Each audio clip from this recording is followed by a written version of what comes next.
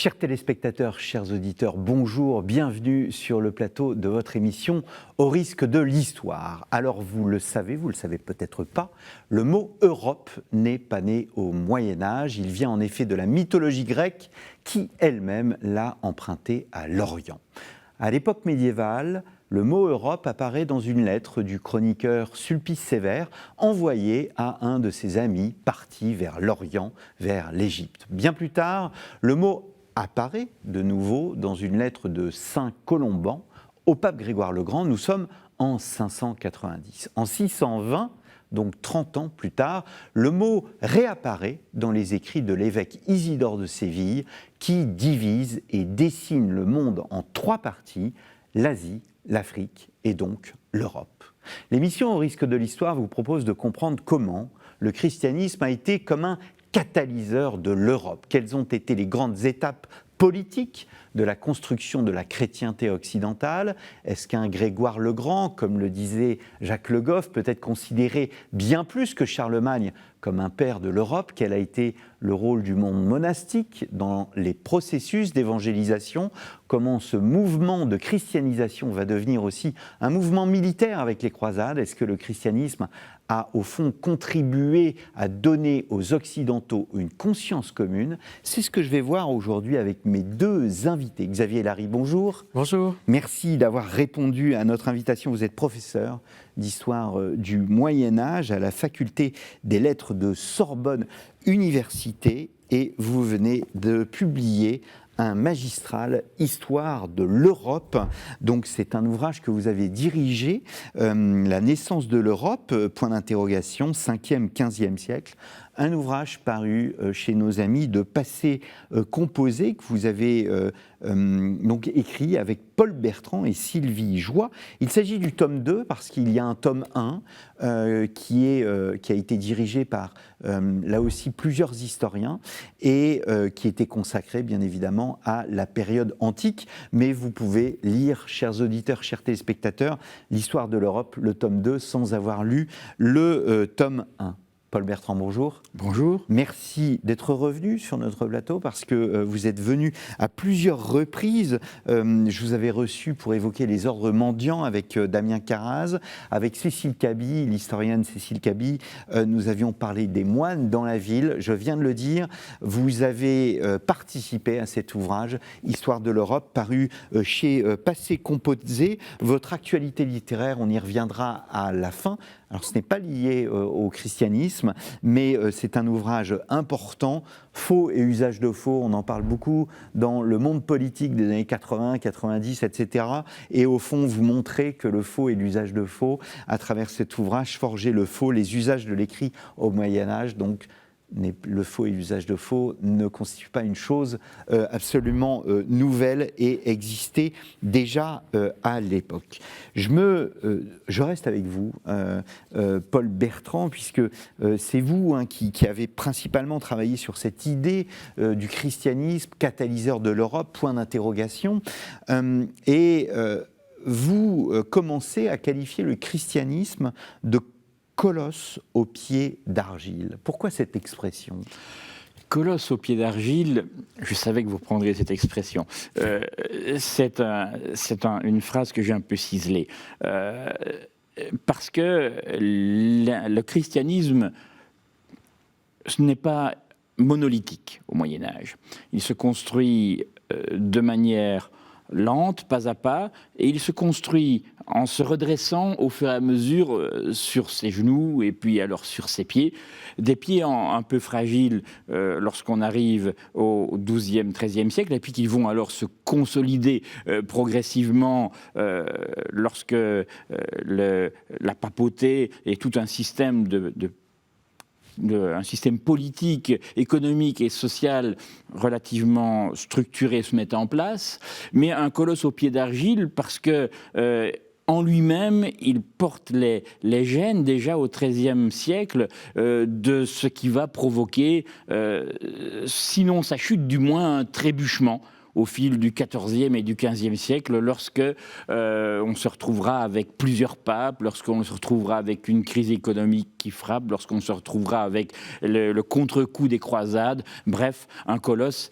c'est vrai, qui va d'ailleurs perdurer et qui reste encore jusqu'à nos jours extrêmement impressionnant, mais qui a failli d'un coup se retrouver à genoux lorsqu'on se retrouve à la fin du Moyen-Âge.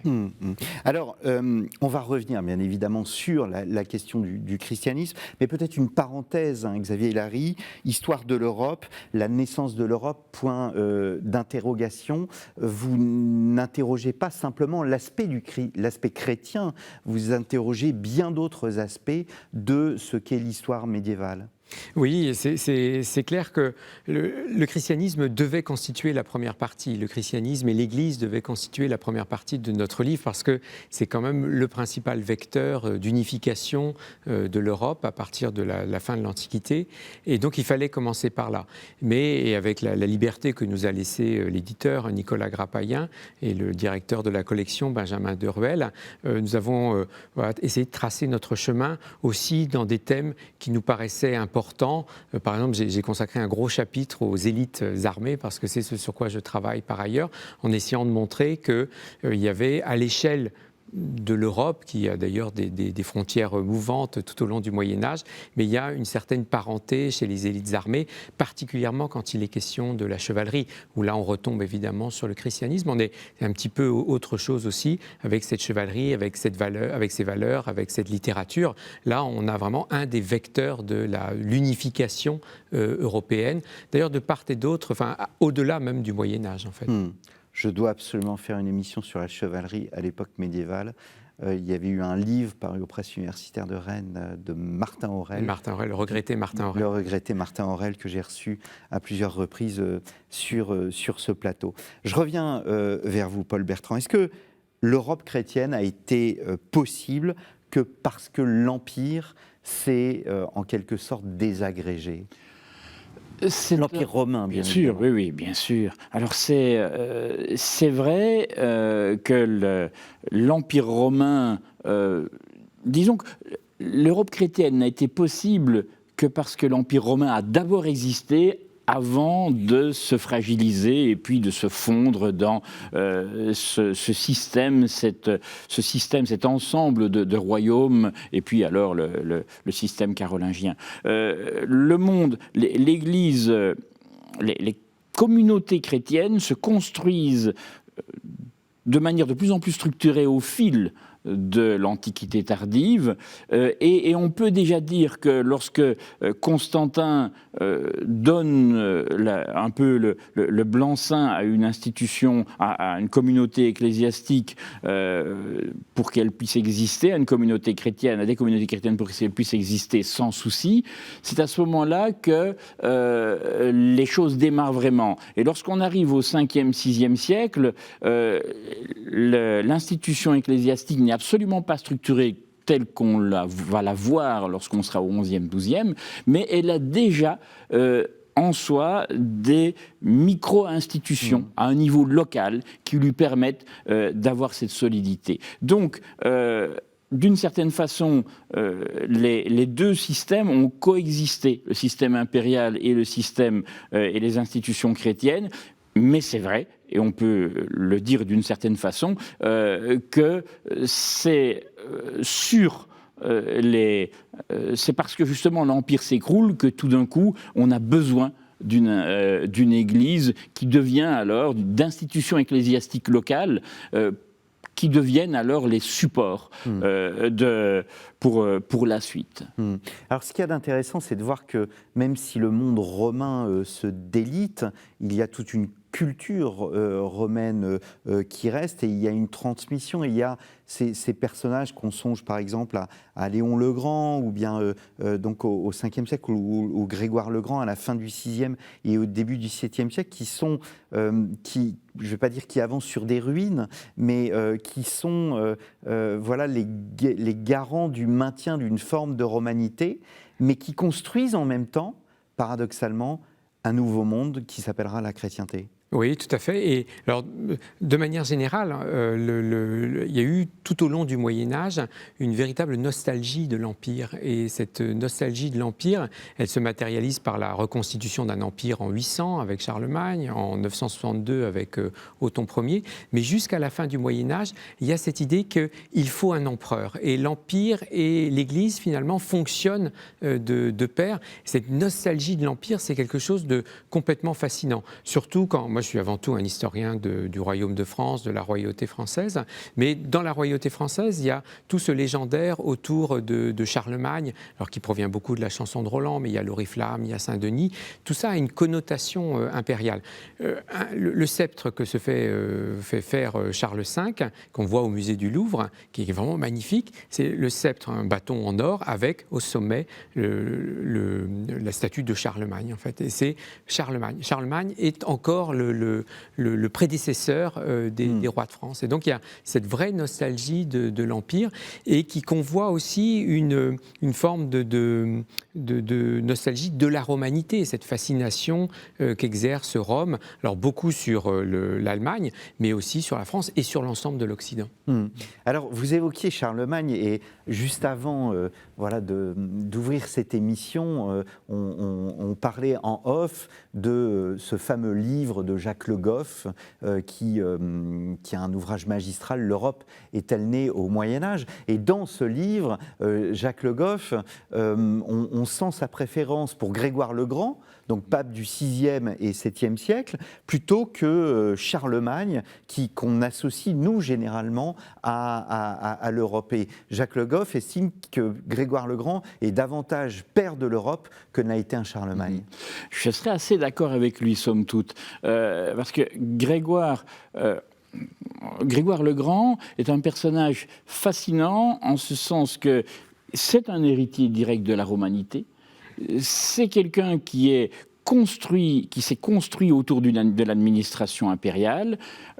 C'est en même temps un intellectuel qui s'est nourri à la fois à toute la culture antique, mais aussi à la culture antique païenne, mais aussi à la culture chrétienne de manière très très large, à la culture des pères. C'est quelqu'un qui tient toutes les ficelles, toutes les ficelles de Rome, et plus largement, qui a une vision très large de ce qu'est l'Europe. Alors, disons, de l'espace européen. Il envoie Augustin en Angleterre. Alors pas le Saint-Augustin, non, pas Saint-Augustin. L'autre Augustin, évidemment, vous avez raison de le préciser. Il envoie l'évangélisateur Augustin en Angleterre. Voilà. Il pilote d'autres campagnes d'évangélisation ailleurs, du côté de l'Europe du Nord. Il a une vision également à la fois de la liturgie, mais également de l'exégèse qui lui permettent de dialoguer d'égal à égal avec tout le monde, d'où le monde ecclésiastique un peu partout. Mais en même temps, il est capable de gérer l'approvisionnement de la ville. Donc c'est un personnage omniprésent et qui va jeter les bases d'une pensée qui va rester déterminante. Et puis un dernier point encore, il va produire cet extraordinaire ouvrage que sont les dialogues, ce récit un peu mythique entre un maître et son élève autour de comment devenir un bon chrétien. Les dialogues, ce texte qui va avoir un tel succès qu'il n'y a pas si longtemps, il y a une vingtaine d'années, de la fin du XXe siècle, on se demandait même si Grégoire les avait jamais rédigés. On avait un doute par rapport à la pérennité de l'ouvrage. C'est dire si le personnage est écrasant au VIe siècle. C'est quelqu'un qui écrase réellement le paysage. Charlemagne, de son côté, et donc Xavier Larry va, j'en suis certain, me compléter à ce propos-là. Charlemagne est à la fois un personnage important qui a une vision très claire, mais de son espace de pouvoir, de l'Église elle-même. Il est très attaché, évidemment, à cette volonté de reprise, de réforme, également de l'ancrage avec Rome, mais il reste plus un homme de son espace, avec des difficultés parfois pour comprendre ce qui se passe à l'extérieur. Et de fait, entre Grégoire le Grand et Charlemagne, le centre de gravité de l'Europe a commencé à bouger, parce que Grégoire le Grand, c'est encore l'ancien empire romain, et tandis que là, avec Charlemagne, on est quand même dans cette Europe qui s'est recentrée finalement vers le nord. Vers le nord. Et ça, c'est très important, parce que voilà, qu'est-ce que c'est que l'Europe? Est-ce qu'on peut parler d'Europe à la fin de l'Antiquité? C'est pas évident, mais on peut parler d'une Europe à la fin du Moyen-Âge, et qui s'étend malgré tout au fur et à mesure que s'opère la christianisation, parce qu'avec la christianisation vient autre chose, l'alignement des systèmes politiques, des systèmes de société, la ville, la chevalerie dont je parlais tout à l'heure. Donc les choses se mettent progressivement en place. Les choses se mettent progressivement en place. Et alors, vous avez évoqué le livre de Jacques Le Goff, et moi, je m'en suis beaucoup servi, parce que c'est un très bon livre, et qui couvre beaucoup de thèmes avec une sorte de maestria. Et je m'en suis beaucoup servi pour vérifier qu'on n'oubliait rien d'important, en fait. On pouvait évoquer d'autres choses, mais tout ce que Jacques Le Goff avait mentionné, il fallait quand même que ça apparaisse d'une façon ou d'une autre dans notre propre ouvrage. Il faut lire Jacques Le Goff, l'ensemble des œuvres de Jacques Le Goff, chers auditeurs, chez Téléspectateurs, est disponible chez Quarto, donc une des collections de Gallimard qui publie des œuvres quasi complètes. On a bien compris que, évidemment, qui dit christianisme dit papauté, et la papauté joue un rôle à travers ce personnage, mais il y a eu un autre moment qui précède un peu Charlemagne, c'est la constitution des États pontificaux, de ce qu'on appellera plus tard les États pontificaux. Comment, au fond, en quoi la naissance des futurs États pontificaux constitue une mutation essentielle dans l'histoire européenne ? Alors, essentielle parce que pour l'Église, évidemment, qui jusque-là est une construction davantage de communauté qu'une construction d'institution, elle se retrouve soudain installée sur un territoire dont elle est responsable. Un territoire, donc il faut reprendre les choses. Nous sommes donc au moment du 8e siècle. Au 8e siècle, au moment de Pépin le Bref, à l'époque où la dynastie carolingienne se met en place. Charlemagne n'est pas encore là. Nous sommes ici autour de ceux qui préparent le terrain pour Charlemagne. Et Pépin le Bref, dans le cadre d'une négociation afin de pouvoir construire là aussi des rapports particuliers avec Rome, je schématise très fort, fait en quelque sorte cette donation, entre guillemets, de ce territoire à la papauté, et ce faisant, la papauté se retrouve avec dans les mains un espace, alors que jamais il n'avait été prévu religieusement, pastoralement, théologiquement, qu'elle soit en charge. Donc là, cet espace, c'est un espace géographique qui prend en écharpe l'Italie. Exactement, exactement. Ce petit espace italien n'est pas très ample, mais il est extrêmement symbolique. Il est extrêmement symbolique. Désormais, l'Église, le pape lui-même, et c'est peut-être l'élément le plus important, le pape se trouve dans une posture princière. En tout cas, il a vocation à devenir le patron du territoire, et par là même le prince. Ça change évidemment énormément de choses, car tout d'un coup, c'est un premier pas vers c'est un relèvement de ce colosse. On peut dire que là, le colosse a relevé en quelque sorte un genou. On est en train de construire l'institution. On est en train de construire l'institution. Ça change tout. Et l'étape suivante, c'est ce qu'on appelle la réforme grégorienne. Alors, la réforme grégorienne, on l'a traitée pendant plusieurs émissions, mais peut-être rappeler ce qu'est cette réforme. C'est là, le colosse est plus que très fort, parce qu'il souhaite imposer à l'Europe une vision. On avait Grégoire le Grand au 6e, 7e siècle. Là, c'est au 11e siècle, un autre Grégoire VII. Oui, c'est extrêmement intéressant. Donc Grégoire VII, qui est pape entre 1073 et 1085, et qui a donné son nom à ce concept historiographique, en fait, qu'est la réforme grégorienne, qui a été forgée au 19e siècle. Et cette réforme grégorienne, c'est ce qui va donner naissance, je crois que c'est ce que Paul montre très bien, à l'Église, en fait, à l'Église au sens où nous l'entendons encore aujourd'hui, c'est-à-dire à une institution vraiment unifiée et qui essaye de se débarrasser d'un certain nombre des péchés qui pouvaient la menacer, la simonie ou le nicolaïsme, mais qui vise également à une domination.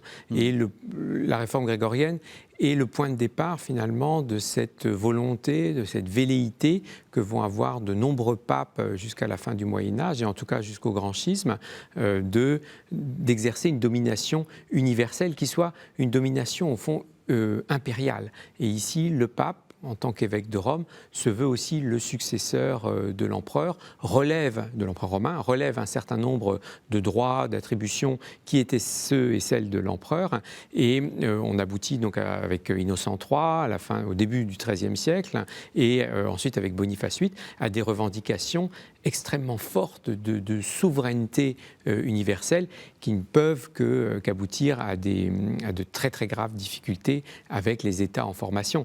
Le conflit entre Boniface VIII et Philippe le Bel est célèbre pour cela, et Boniface VIII finit par perdre face à Philippe le Bel. Alors, je souhaiterais tourner la page politique, parce qu'il y a... nous sommes à 30 minutes.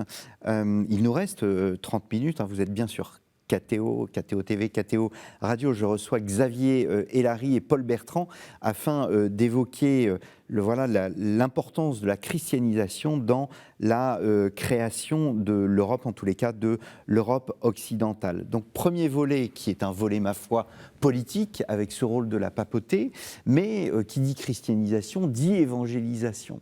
Et alors que nous, notre regard, notamment le regard de la papauté contemporaine, c'est de parler de l'évangélisation avec un E majuscule et sans S. Vous parlez d'évangélisation au pluriel. Pourquoi avoir utilisé ce pluriel ?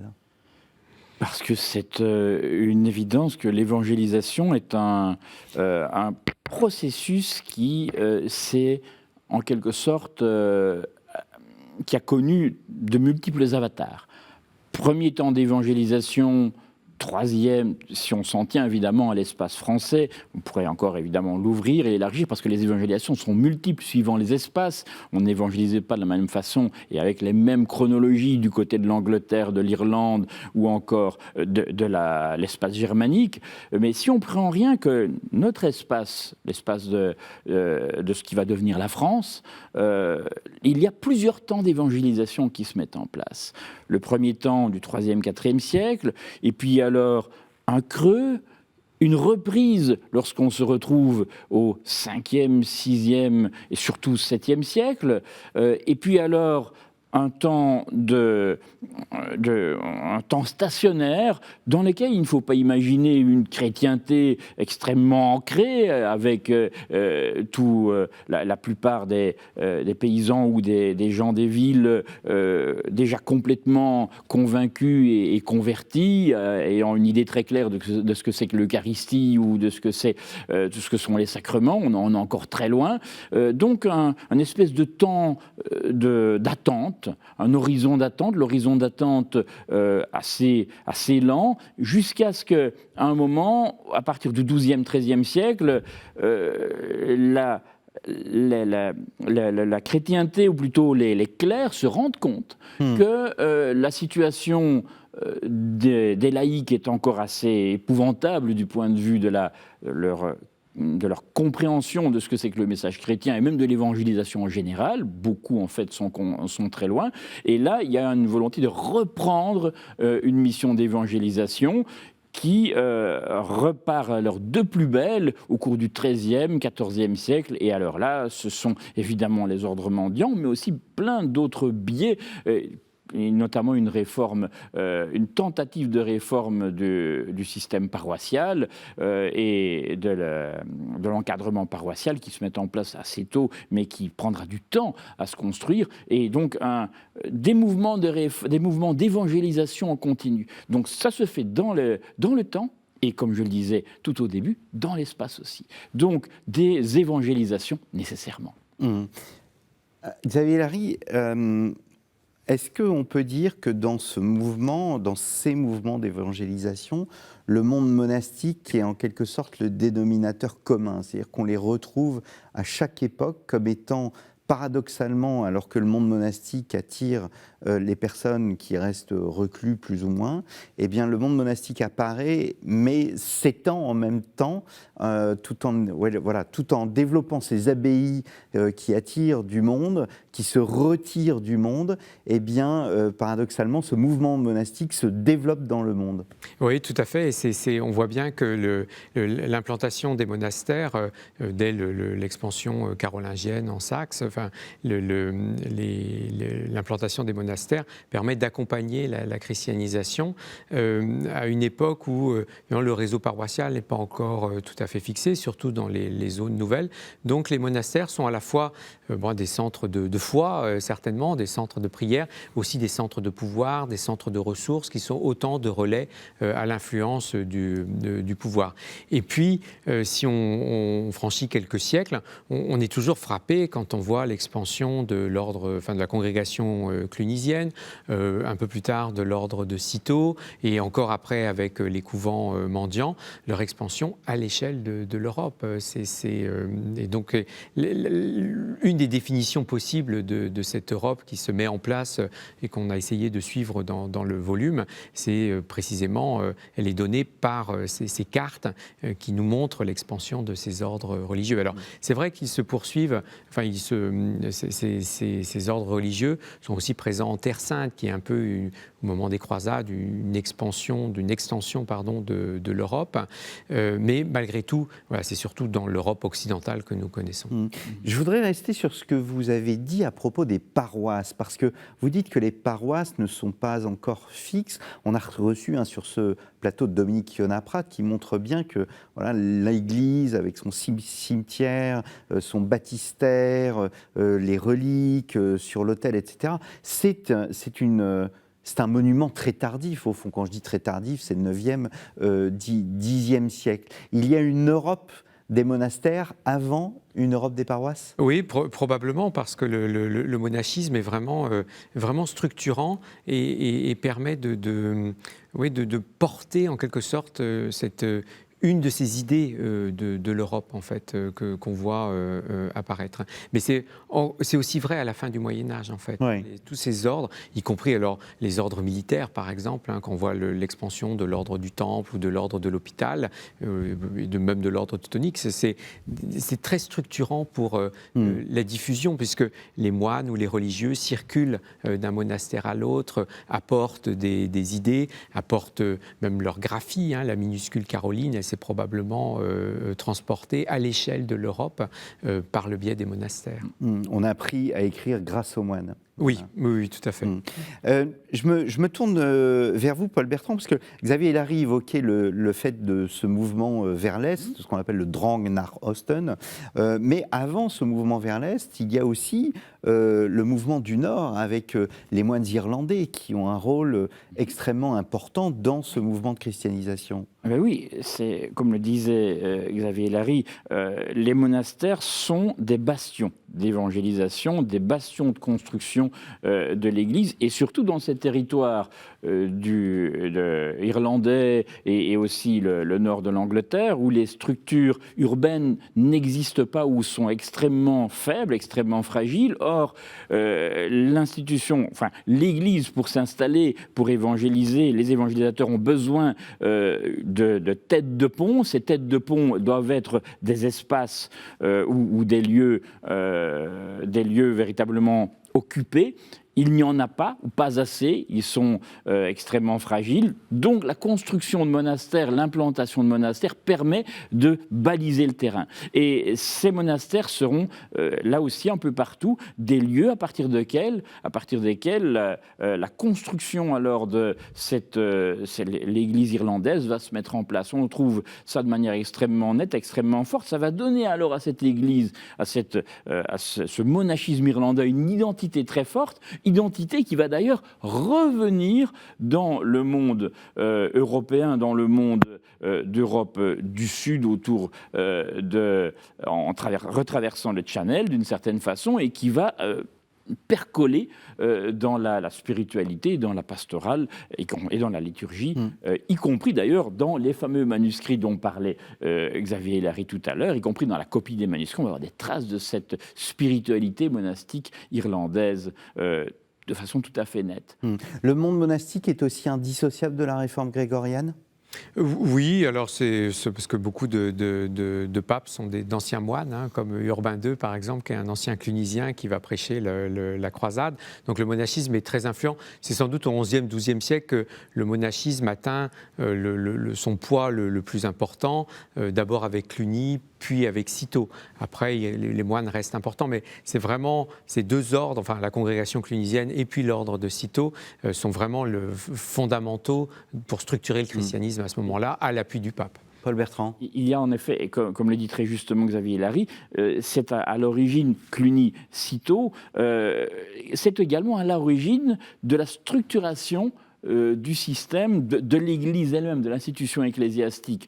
L'organisation en ordre telle qu'on la voit apparaître au Xe siècle, enfin c'est le début de l'ordre, avec une structure pyramidale, va être évidemment récupérée par Léon IX, Grégoire VII, qui sont, comme le dit très justement Xavier, issus de cette dynamique monastique, et évidemment, là, vont proposer comme système d'organisation ce système pyramidal, issu du monde monastique. Donc l'influence monastique, elle est extrêmement forte, elle est extrêmement importante, et derrière chaque pape important de ce XIe, XIIe siècle, on trouvera toujours des moines, d'une façon ou d'une autre, qui seront à la manœuvre. Et c'est vrai qu'il y a un côté paradoxal, c'est que ces moines, normalement, vivent en retrait du monde. Vous l'avez dit tout à l'heure, mais en même temps, ils sont toujours sur les chemins. Enfin, alors au XIe siècle, et puis après l'exemple de Saint Bernard, hein, qui est tellement fondamental pour le XIIe siècle. Il entre à Cîteaux, donc il va fonder Clairvaux parce qu'il arrive avec une vingtaine de ses compagnons, et ensuite il est censé vivre donc de façon complètement retirée du monde, et il sera de toutes les affaires de son temps, et il se mêlera de toutes ces affaires-là. Et donc il y a cette circulation des moines, circulation des manuscrits, circulation des idées, elle est vraiment fondamentale. Dans ces ordres qu'a évoqué, dans cette structuration en ordre qu'a évoqué Paul, il y a aussi les chapitres généraux qui sont réunis chaque année autour de l'abbé, et c'est des dizaines de moines, d'abbés, de prieurs qui se rendent autour de l'abbé, le chef d'ordre par exemple à Cluny, et puis l'abbé Cluny envoie des visiteurs pour vérifier que dans les membres de la congrégation tout se passe bien. Même chose dans l'ordre du Temple ou l'ordre de l'hôpital, il y a des dignitaires qui sont chargés d'inspecter, et c'est vraiment des ordres qui sont à une échelle internationale, ou pourrait-on dire transnationale en quelque sorte, à l'échelle de l'Europe. Je me permets de rebondir encore sur ce que dit Xavier Hilary, qui est très juste, c'est le mouvement. En fait, l'Europe, c'est du mouvement. Et c'est ce qui va créer cet espace en communication constante. Et derrière, on voit en effet ces personnes qui sont beaucoup plus libres que ce que l'on pense, au point d'ailleurs que par certains moments, pour certains, ça va poser des problèmes. On va en tout cas se demander s'il ne faudrait pas essayer davantage de se cloîtrer. Mais ça restera extrêmement fort. hommes comme femmes. On trouve la même chose dans les milieux des religieuses, où là, il y aura une volonté de mouvement qui va être très forte et qui va permettre à des religieuses, on pense par exemple aux béguines, d'avoir des contacts avec le monde pontifical, sans qu'évidemment elles aillent systématiquement à Rome, mais elles auront assez de relais pour pouvoir transporter leurs demandes, leurs espoirs, leurs ambitions, leurs rêves de l'autre côté donc des montagnes, de l'autre côté des Alpes, pour pouvoir alors obtenir des autorisations pour exister. Ça se voit tout à fait clairement si on prend des cas, le fameux cas de ces béguines, ces femmes laïques qui veulent vivre une vie religieuse au XIIIe siècle, mais qui se trouvent un peu à Cuya parce que forcément c'est assez neuf. Alors elles bougent énormément dans tous les diocèses du Nord, les diocèses autour de Liège, autour de Cologne, autour du nord de la France. Elles bougent énormément, donc leur pensée se transmet. En même temps, elles ont envie que leur mouvement soit reconnu. Qu'est-ce qu'elles vont chercher comme appui? Des évêques, des grands intellectuels parisiens qui viennent les voir.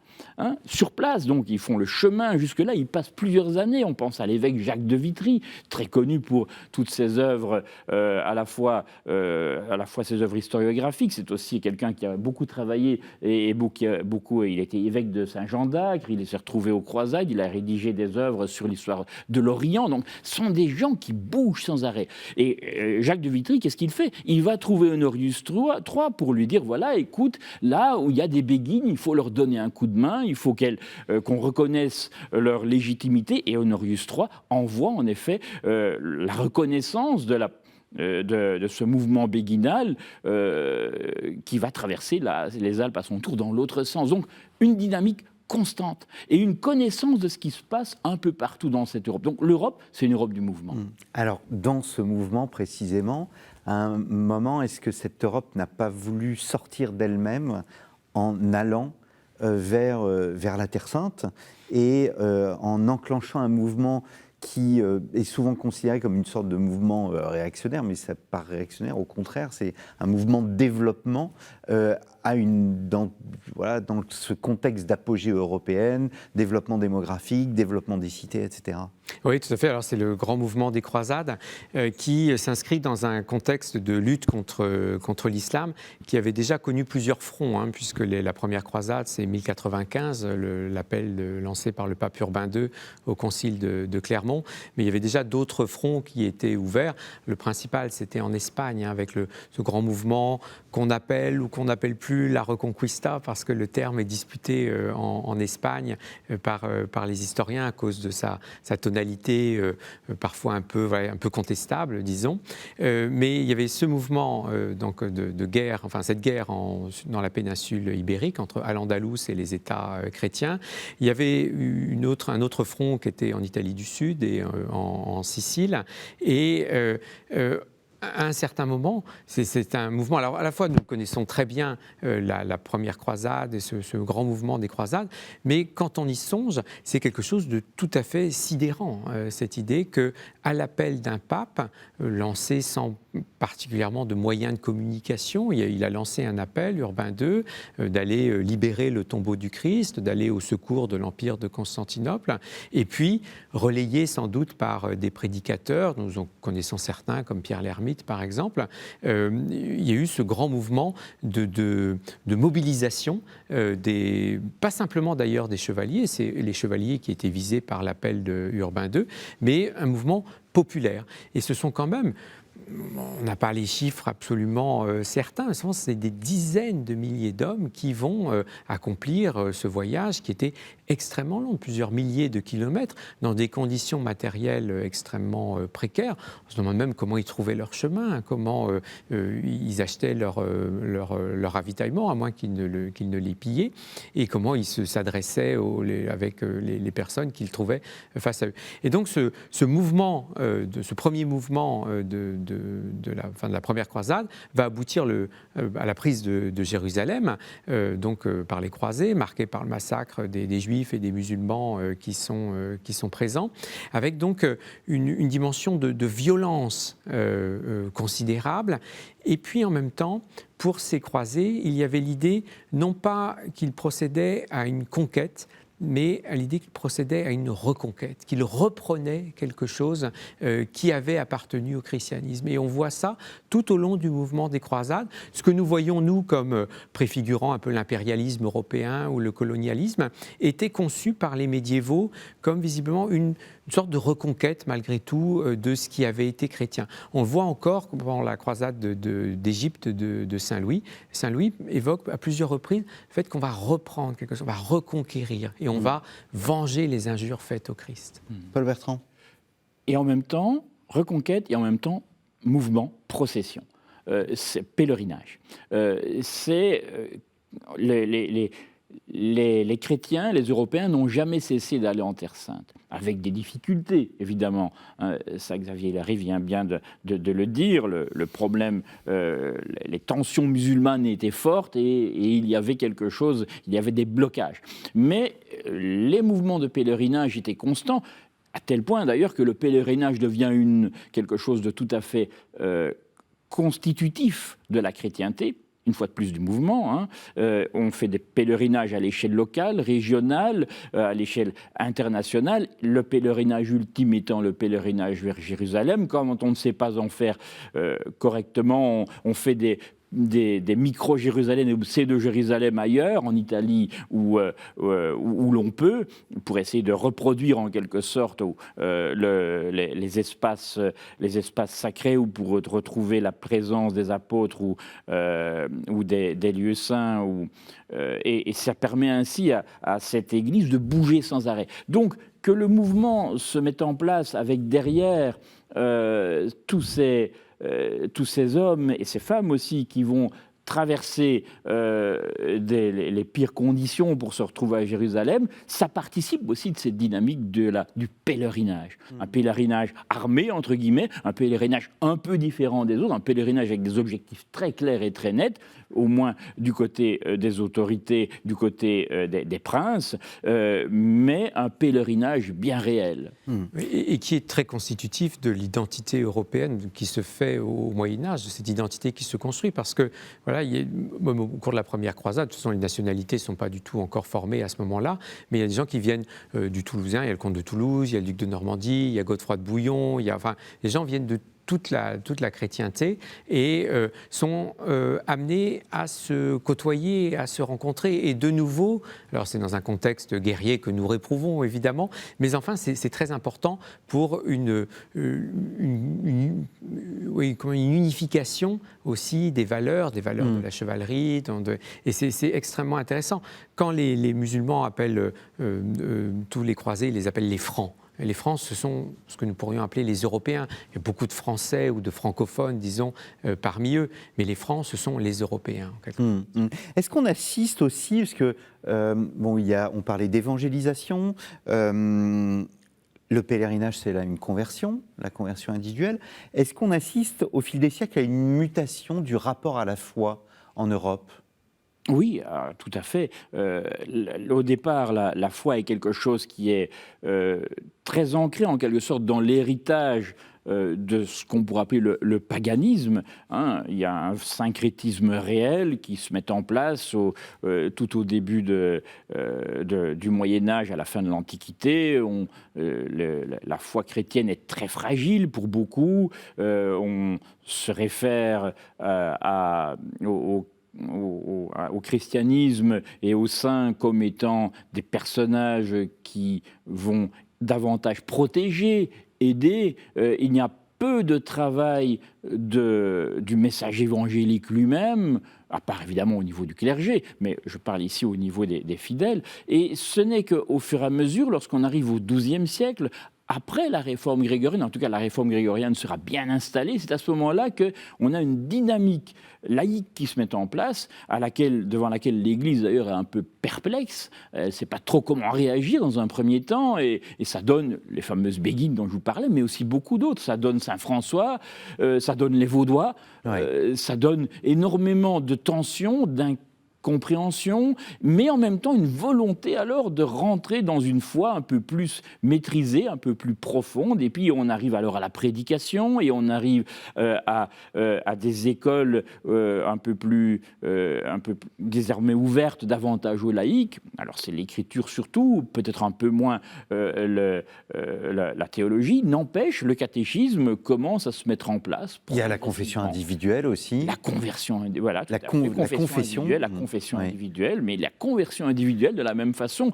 La conversion jusque-là était une conversion collective, c'était des grandes masses qui se convertissaient de manière presque automatique. Alors c'est un petit peu caricatural, mais c'est quelque chose qui s'était mis en place au moins jusqu'aux Carolingiens, et à partir du XIIe, XIIIe siècle, là c'est un travail individuel. Les évangélisateurs travaillent personne par personne, comme d'ailleurs le feront les inquisiteurs, avec, dans d'autres circonstances, et peut-être un petit peu moins réjouissant.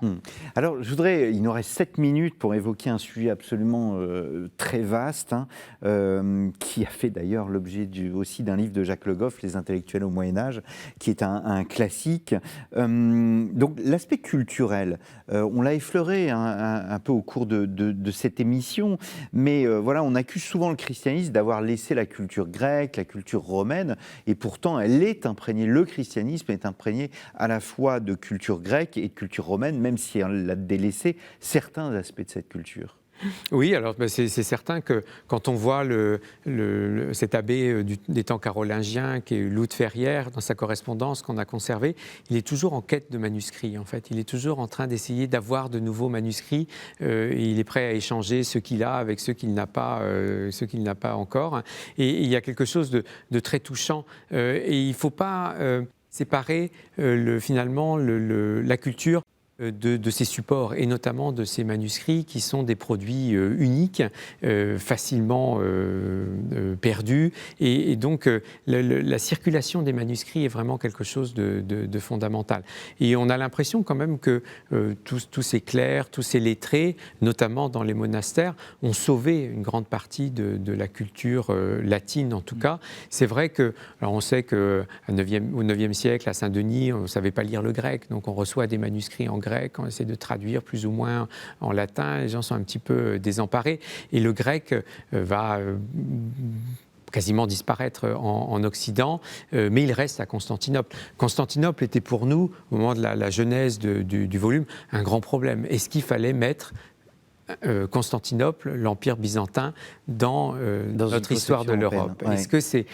Les deux solutions, on ne l'a pas fait parce qu'on n'avait jamais, on ne pouvait pas tout faire. Mais vraiment, c'est un petit peu, je peux dire, un regret en fait de ne pas avoir davantage travaillé sur les relations, notamment culturelles, comme vous le suggérez ici, entre l'Occident chrétien, donc d'obédience romaine, disons, et la chrétienté grecque autour de Constantinople. On les sous-estime généralement, ces liens entre l'Orient et l'Occident? Alors, on les connaît très bien pour la fin du Moyen-Âge, quand Constantinople l'Empire byzantin est réduit quasiment à Constantinople, il va finir par tomber en 1453. Et là, on sait à quel point les liens sont étroits. L'incompréhension reste très forte. Mais voilà, au XIVe, XVe siècle, les empereurs de Constantinople viennent assez régulièrement, en Italie notamment, chercher du secours. Et ils apportent avec eux des manuscrits. Et donc, il y a de vraies convergences à ce moment-là.